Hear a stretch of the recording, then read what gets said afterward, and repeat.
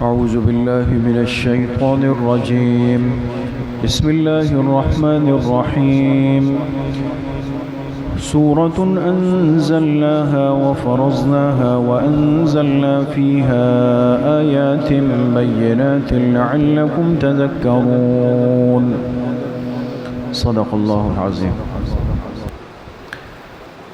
یہ سورۃ النور کی ابتدائی پہلی آیت آپ حضرات کے سامنے تلاوت کی گئی ہے، اور اسے گزشتہ کل کے درس میں سورہ مومنون کا اختتام ہوا تھا، اور آج سے انشاءاللہ سورۃ النور کا آغاز ہو رہا ہے۔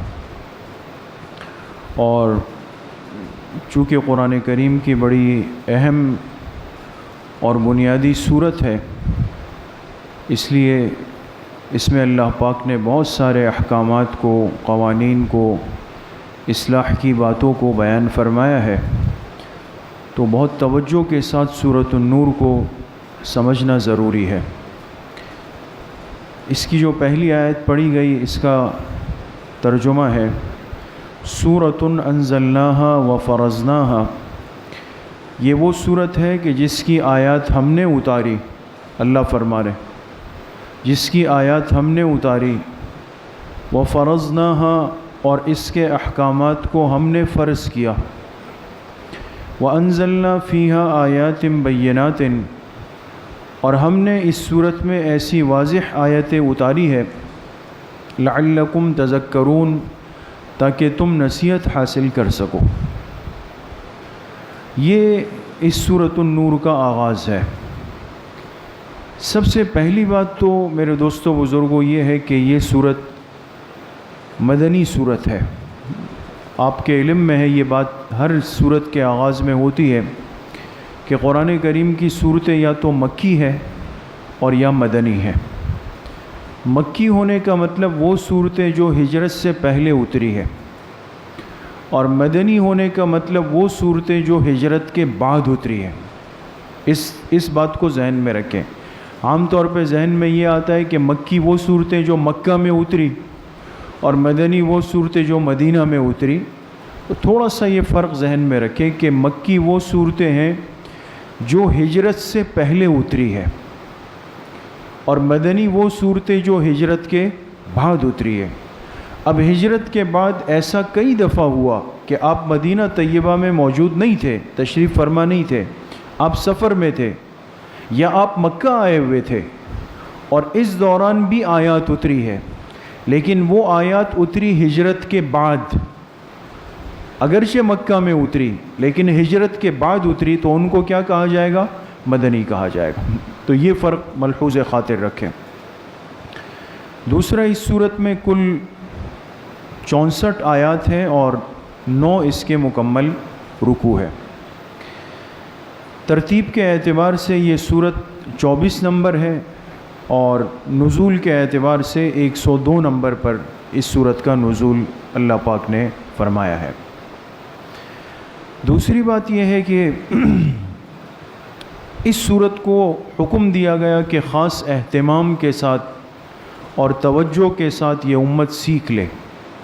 اس لیے اگر آپ نے ترجمے پر غور کیا ہو، میں دوبارہ عرض کر دیتا ہوں، اللہ پاک فرما رہے سورۃ انزلناہا وفرضناہا، یہ وہ صورت ہے جس کی آیات ہم نے اتاری، جس کے احکامات ہم نے فرض کیے۔ تو پورے قرآن کی آیات کس نے اتاری؟ اللہ پاک نے، اور پورے قرآن کے احکامات اللہ نے فرض کیے۔ لیکن اس صورت کے بارے میں جو خاص طور پہ اللہ پاک فرما رہے ہیں کہ اس صورت کی آیات ہم نے اتاری ہے، اس کے احکامات ہم نے فرض کیے ہیں، یہ اشارہ اہتمام کی طرف ہے، امت کو متوجہ کرنے کے لیے ہے کہ اس صورت کو عام صورتوں کی طرح مت لو، اس کو سیکھنے میں، اس کو سمجھنے میں اور اس کا علم حاصل کرنے میں اپنے آپ کو لگا دو۔ حدیث پاک میں آتا ہے، جناب رسول اللہ صلی اللہ علیہ وسلم نے فرمایا، علموا رجالکم سورۃ المائدہ وعلموا نساءکم سورۃ النور۔ فرمایا اپنے مردوں کو، یعنی مسلمان مردوں کو، سورہ مائدہ کی تعلیم دو۔ سورۃ المائدہ جو چھٹے پارے میں شروع ہوتی ہے اور 7ویں پارے تک چلی جاتی ہے۔ فرمایا مردوں کو سورہ مائدہ سکھاؤ اور اپنی عورتوں کو سورۃ النور سکھاؤ، خاص طور پہ حکم دیا گیا۔ اور جب حضرت عمر رضی اللہ عنہ خلیفۃ المسلمین بنے، آپ نے جب احکامات جاری فرمائے، فرامین بھیجے، اس میں سے ایک خاص نقطہ حضرت عمر نے تمام گورنروں کو لکھ کر بھیجا تھا کہ تعلموا نساءکم سورۃ النور، کہ دیکھو اپنے اپنے علاقوں کی عورتوں کو سورۃ النور کی تعلیم ضرور دینا، اس میں غفلت کوتاہی مت کرنا۔ اب دیکھیں حدیث میں حضور علیہ السلام حکم دے رہے ہیں اور آپ کے بعد خلفائے راشدین اس کی ترغیب دے رہے ہیں، کوئی تو وجہ ہے کہ اس سورۃ النور کے لیے باقاعدہ حکم آیا کہ اس امت کی عورتوں کو سکھائی جائے اور سورۃ المائدہ اس امت کے مردوں کو سکھائی جائے۔ کیوں؟ اس لیے کہ سورہ مائدہ وہ سورت ہے کہ جس میں مردوں کے لیے اپنی معاشرت، رہن سہن، آنا جانا، جو باہر کی ایک زندگی ہے، ایک ماحول ہے، اس میں رہتے ہوئے اپنے ایمان کی، اپنے عقیدے کی حفاظت کا طریقہ، اس کے اسباب، اور پھر معاشرتی زندگی میں لوگوں کے ساتھ کس اخلاق سے، آداب سے پیش آنا ہے، وہ سورۃ المائدہ میں وہ مردوں کا موضوع ہے، وہاں فرمائے۔ اور سورۃ النور جیسے انشاءاللہ آگے شروع ہوگی، آپ دیکھ لیں گے، تو اس میں اللہ پاک نے ہمارے جو گھریلو سسٹم ہے، گھریلو نظام ہے، اور وہ بہت ساری چیزیں جو خاص طور پہ مستورات سے، خواتین سے متعلق ہے، اس کو بہت وضاحت کے ساتھ، تفصیل کے ساتھ بیان فرمایا ہے۔ اس لیے حکم دیا کہ بھئی اپنی عورتوں کو سورۃ النور کی تعلیم دو۔ تو آج ہمارے ہاں علمی کمزوری تو بہرحال اجتماعی طور پہ پہلے سے ہے، علمی کمزوری۔ ہم صرف اس چیز پر مطمئن ہوتے ہیں کہ بھئی یہاں گلی گلی میں اسکول ہیں اور ماشاءاللہ ہر محلے میں مدرسہ ہے اور بڑے بڑے جو ہے وہ ادارے ہیں، اور ایک میں 700، ایک میں 800، ایک میں 1000 ہے، اس پہ مطمئن ہو کر بیٹھ گئے۔ لیکن سوال یہ ہے کہ ہمارے گھروں کے اندر جو مستورات ہے، دن صبح سے لے کر رات تک مصروف ہیں، یا ہماری وہ بچیاں جن کو ہم اسکول، کالج، یونیورسٹی یا مدارس میں نہیں بھیج سکتے مختلف وجوہات کی وجہ سے، یا وہ بچیاں، وہ مستورات جن کی مصروفیت ہے، امور خانہ داری ہے، ان کے معاملات ہیں، ان کی تعلیم کا کیا ہوگا، اس کی ترتیب کیا ہوگی، اس کی تربیت کیا ہوگی، اس کا کوئی تصور نہیں ہے دوستو۔ اس کو مان لینا چاہیے۔ ہم اس پہلو سے نہایت درجے میں غافل ہو چکے ہیں، جبکہ دین اسلام کا مزاج علم کے حصول میں ہر ایک کے حصے کا ہے۔ یہ تو ہم اس کو اپنے ایک رسم ضرور کہہ سکتے ہیں۔ جو بعض چیزیں ہمارے معاشرے میں ہے نا کہ بھئی فلاں قوم بڑی سخت ہے، ان کی عورتیں مستورات باہر نہیں نکل سکتی، حجاب پردے کے اعتبار سے، ماحول کے اعتبار سے یہ بہت اچھی بات ہے اور یہ قابل تحسین ہے، قابل تقلید ہے۔ لیکن میرے دوستو بزرگوں، اس کے ضمن میں جو ایک خرابی چھپ کر بیٹھ گئی ہے کہ ہم نے یہ جملہ بول بول کر اور اس کو دوہرا کر اپنی گھروں کی مستورات کو دین کے ضروری علم سے اور اس علم سے جو ان کی آنے والی زندگی کو خوبصورت بنانے کے لیے ضروری تھا اور حضور نے حکم دیا، اس سے ہم ان کو محروم کر چکے۔ لہٰذا وہ عورتیں نہیں آ سکتی ہے سیکھنے کے لیے، اور اگر جو اس معاملے میں ذرا آزاد ہیں، فیصلہ کر سکتے ہیں، تو پھر ہم نے اپنی بچیوں کو لے کر پھر اسکول سے، اور اسکول سے کالج، کالج سے یونیورسٹی، وہاں سے پھر شادی، اور شادی ہو کر ختم۔ پھر ان کے پاس دین کا علم ہے نہیں، اور جو گھروں میں ہے تو ان کو دین کا علم سیکھنے کی اجازت نہیں ہے، تو کیسے چلے؟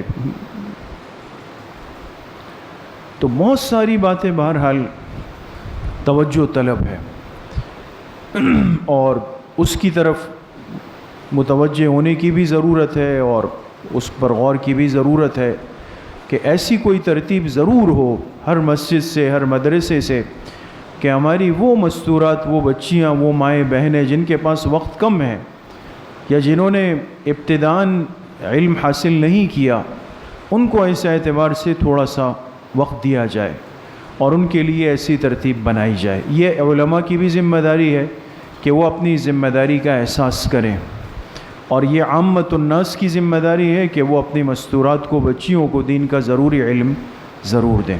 آپ حضرات دعا فرمائیں، انشاءاللہ ہم اس پر پچھلے سال سے کوشش کر رہے ہیں، اور اللہ کے فضل و کرم سے اس سال ہم اس کا ایک خاکہ تقریباً بنا چکے ہیں کہ ایک مناسب وقت میں آپ حضرات کے لیے بھی، جو ہمارے ساتھی ہیں مسجد کے مرد حضرات جو مصروف ہوتے ہیں، جو دن میں وقت نہیں دے سکتے پورے 5 گھنٹے، ان کے لیے 1.5 گھنٹہ نکالا جائے۔ اسی طرح وہ مستورات، وہ بچیاں، وہ بہنیں کہ جو مستقل وقت نہیں دے سکتے، ان کے لیے بھی ترتیب بنائی جائے۔ تو ایک بہت ہی محنت کے بعد ایک خاکہ ڈیزائن ہم کر چکے ہیں دوستو، تقریباً ابتدائی مراحل میں ہے، اور ہفتے میں مخصوص دن، مخصوص اوقات، تاکہ نہ گھر کا نظام متاثر ہو اور نہ مرد حضرات کو تکلیف ہو۔ تو انشاءاللہ آپ حضرات دعا فرمائیں، وہ سلسلہ جلد ہی شروع کر کے آپ کے سامنے پیش کر دیا جائے گا۔ تو ضرورت ہے نا انشاءاللہ ان چیزوں کی، تو آپ حضرات اس چیز میں غفلت بالکل نہ کریں۔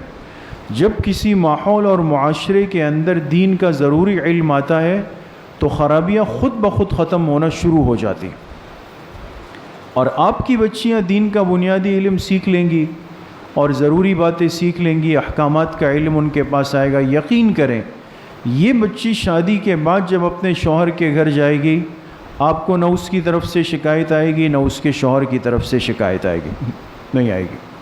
بہت ساری باتیں ذہن کے اندر آ جاتی ہے، سمجھ میں آ جاتی ہے کہ وہ زندگی کیسے مجھے گزارنی ہے۔ اسی طریقے سے ہمارے جو نوجوان ہیں، ظاہر سی بات ہے ہم نے ان کو اٹھا کے صرف اسکول کالجز کے حوالے کر دیا ہے، پھر آ کر ان کے پاس دوستوں کا ماحول ہے، انٹرنیٹ کا ماحول ہے، انہوں نے نہ مسجد کو دیکھا، نہ نماز سیکھی، نہ احکامات سیکھے۔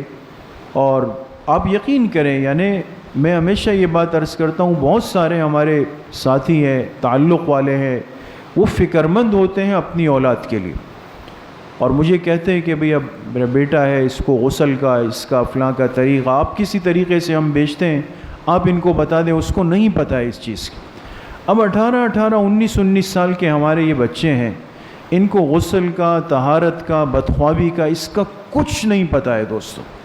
یہ میں مبالغہ نہیں کر رہا ہوں دوستو، یہ ان کے ماں باپ کی فکر آپ کو بیان کر رہا ہوں۔ وہ بیچارے فکر مند ہیں، خود بول نہیں سکتے، ظاہر سی بات ہے ایک حیا اور حجاب بھی ہے، اور نظر محسوس ان کو یہ ہوتا ہے کہ یہ بچہ جو ہے اس کو وضو، طہارت، غسل، پاکی ناپاکی کا نہیں پتہ ہے کچھ بھی، تو کچھ تو حل اس کا نکالنا چاہیے نا کہ بھئی کیا ترتیب ہونی چاہیے اس کی۔ تو اس لیے جناب رسول اللہ صلی اللہ علیہ وسلم نے اس کے لیے احادیث میں یہ اشارہ دیا کہ اپنی عورتوں کو سورۃ النور کی تعلیم دو۔ تو اب سوال یہ کہ سورۃ النور کی خصوصیت کیا ہے، اس کی خاص طور پہ اس کی طرف کیوں متوجہ فرمایا؟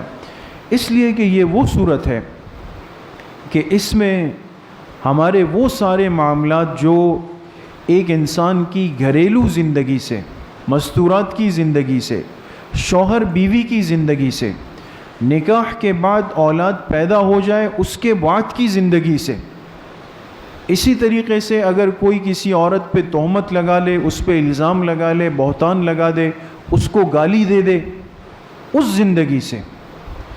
اب یہ دیکھیں ہمارے معاشرے کے زندہ مسائل ہیں، آج کتنا آسان ہے، کسی سے اختلاف ہوا، فٹ سے منہ سے تہمت نکال دی کہ بھئی وہ تو ایسی عورت ہے، ہم اس کو کچھ بھی نہیں سمجھتے۔ یہ صورت آپ کو بتائے گی کہ ایک انسان کی زندگی، اور پھر خاص طور پہ ایک مسلمان عورت، مسلمان بچی کی زندگی کی دین اسلام کس درجہ حفاظت کرتی، اس کے عفت کی، اس کے عصمت کی، اس کی حیا کی، اس کے حجاب کی کس قدر حوصلہ افزائی کی گئی۔ اسی طریقے سے ہمارے معاشرے کا وہ طبقہ جو نکاح سے دور ہے ابھی تک، خاص طور پہ بیوہ عورتیں ہیں، مطلقہ عورتیں ہیں، اب ان کے نکاح کے لیے کیا ہوگا، وہ اسی طرح زندگی گزار دے، یہ سورۃ النور میں آپ کے سامنے آئے گا کہ اس کی فکر کس نے کرنی ہے اور کب کرنی ہے۔ نکاح کے بعد بچے ہو گئے، بچے بڑے ہو رہے ہیں، اس بچے کے عمر میں فرق آنے سے اس کو تربیت کس طرح دینی ہے، سورۃ النور میں آئے گا کہ بہت چھوٹا ہے، پھر درمیانہ ہے، پھر سمجھدار ہے، اس کو آنے جانے کے آداب سکھانا، گھر میں آنے کا طریقہ سکھانا، یہ سے یہاں پر آئے گا۔ ایک مجلس میں انسان بیٹھا ہوا ہے، باہمی مشورہ کر رہا ہے، بہت خاص مجلس ہے، اور درمیان میں آپ کو کوئی ضروری اہم کام آ گیا یا اطلاع آئی کہ جی فلاں آپ کو بلا رہے ہیں۔ اب مجلس بھی اہم ہے، بلانے والا بھی اہم ہے، کیا کریں؟ دیکھیں کتنی وہ باتیں یہ سورۃ النور میں آپ کے سامنے آئے گا۔ آپ سمجھ گئے؟ اس سورت کی اہمیت اس لیے کہ اس کے احکامات، اس کے قوانین وہ بالکل ہماری روزمرہ کی زندگی سے ریلیٹڈ ہیں، جڑے ہوئے ہیں، صبح سے لے کر رات تک۔ اس لیے حکم دیا کہ بھئی اپنی مستورات کو خاص طور پہ سورۃ النور کی تعلیم دو۔ اسی طریقے سے میرے دوستو بزرگوں ایک اہم اور آخری بات عرض کرتا ہوں کہ اس سورت سے جو ایک اہم نقطہ آپ کے سامنے واضح ہوگا کہ ہمارے دین اسلام کا مزاج وہ عمل کا ہے، وہ صرف بات کو بیان کرنے کا اور فلسفے کا نہیں۔ یہ جو آج ہم اسی جگہ پہ کھڑے ہوئے ہیں نا، ایک آدمی کھڑا ہو جائے، وہ کسی موضوع پر بات شروع کرے، جیسے سیمینار ہوتے ہیں، لیکچر ہوتے ہیں، چلو بھئی آج بات ہوگی غیبت پہ، میں 1 گھنٹہ اس پہ میں نے بات کی، 1 گھنٹہ حاجی صاحب نے کی، 1 گھنٹہ ظفر بھائی نے کی، 1 گھنٹہ ابراہیم بھائی نے کی، سب نے بات کی، پھر اس کے بعد چائے پارٹی ہوگی، اس کے بعد سب گاڑیوں میں بیٹھ کے چلے گئے۔ غیبت پر لیکچر ہوا، لیکن غیبت کا مرض اپنی جگہ پر رہا۔ ایسا ہی ہے نا، باتیں ہیں، ہر ساتھی بیٹھ کر جو ہے گھنٹوں گھنٹوں جو ہے لیکچر دینے کے لیے، باتیں کرنے کے لیے تیار ہے۔ سورۃ النور سے سبق ملتا ہے کہ یہ فلسفے والا دین نہیں، یہ نافذ ہونے والا دین ہے۔ ایک آدمی اگر کوئی جرم کر لے، کوئی غلطی کر لے، چوری کر لے مثال کے طور پہ، اور کہا جائے بھئی فلاں آدمی آج چوری کرتے ہوئے پکڑا گیا، فلاں آدمی پر ثابت ہوا کہ اس نے خزانے سے اتنے روپے چوری کر دیے تھے، اس نے فلاں میں ہیرا پھیری کر لی تھی۔ اچھا بھائی، چلو بھائی کل پریس کانفرنس کرتے ہیں، بیٹھتے ہیں، اور کہا کہ جی انہوں نے یہ لوٹ مار کی، یہ کیا، وہ کیا، فلاں کیا، فلاں کیا۔ اچھا پھر کیا ہوا؟ چور اپنی جگہ پر خوش، یہ اپنی جگہ گھر چلا گیا، بیماری خرابی اپنی جگہ پر رہ گئی۔ دین اسلام یہ نہیں کہتا کہ باتوں کے فلسفے جھاڑ دو، نہیں۔ اگر چور چوری کرتے ہوئے پکڑا گیا اور اس کی چوری ثابت ہو گئی، باتیں نہیں کرنی ہے، لیکچر اور سیمینار نہیں کرنے، اس چور کو اسلامی قاضی عدالت پکڑ کے مجمع کے سامنے اس کا ہاتھ کاٹ دے گی، یہ نشان عبرت بن جائے گا۔ اب کوئی ملک میں چوری کر کے دکھا دے، اگر خدا نخواستہ ثابت ہوا کسی نے بدکاری کی ہے، کسی عورت کی عزت خراب کی، بالکل اگلی آیت آ رہی، عورت کی حیا کو خراب کیا، اس کی عزت پہ ہاتھ ڈال دیا، اور ثابت ہو گیا، 4 گواہ پیش ہو گئے کہ اس نے ایک مسلمان عورت کی حرمت پامال کی ہے، تو اخبارات کے بیانات اور پریس کانفرنس اور یہ چیزیں نہیں ہوں گے، اس کو بیچ مجمع میں کھڑے ہو کر کے ثابت ہو جائے گا، اس کو 100 کوڑے لگائے جائیں گے۔ اگر یہ غیر شادی شدہ ہے، شادی شدہ ہے تو مجمع میں کھڑے ہو کے اس کو سنسار کیا جائے گا، پھر کوئی کسی مسلمان عورت کی عزت پہ ہاتھ ڈال دے۔ دین اسلام ایک نافذ ہونے والی چیز ہے، یہ صرف بیانات نہیں ہے، الفاظ نہیں ہے، بلکہ یہ اپنے ماننے والوں کو اس بات کی طرف متوجہ کرتا ہے کہ جب تک کسی چیز کو عمل میں نہیں لے آؤ، وہ کارآمد نہیں ہو سکتی، وہ مفید نہیں ہو سکتی۔ ہم کتنے بیانات کر لیں، لیکن اصلاح اسی وقت ہوگی جب جا کے آپ گھر میں محنت کریں گے، ہم اپنے ماحول پر محنت کریں گے، ہم اپنے معاشرے پر محنت کریں گے۔ تو بہرحال یہ سورۃ النور بہت ہی اہم ترین سورت ہے، اور انشاءاللہ ہمارے درس میں شروع ہو رہی ہے۔ ساتھیوں سے درخواست ہوگی کہ اہتمام سے اس میں شرکت بھی کریں اور عمل کی نیت سے کریں۔ اللہ پاک مجھے بھی آپ سب کو صحیح عمل کی توفیق نصیب فرمائے۔ الحمدللہ رب العالمین والصلاة والسلام علی سید الانبیاء والمرسلین۔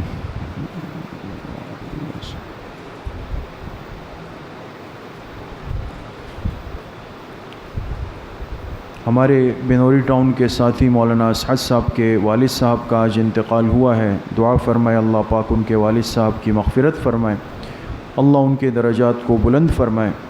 جتنے مرحومین مرحومات دنیا سے جا چکے ہیں اللہ پاک سب کی مغفرت فرمائے۔ وصلی اللہ وسلم علی نبینا محمد وآلہ واصحابہ اجمعین برحمتک۔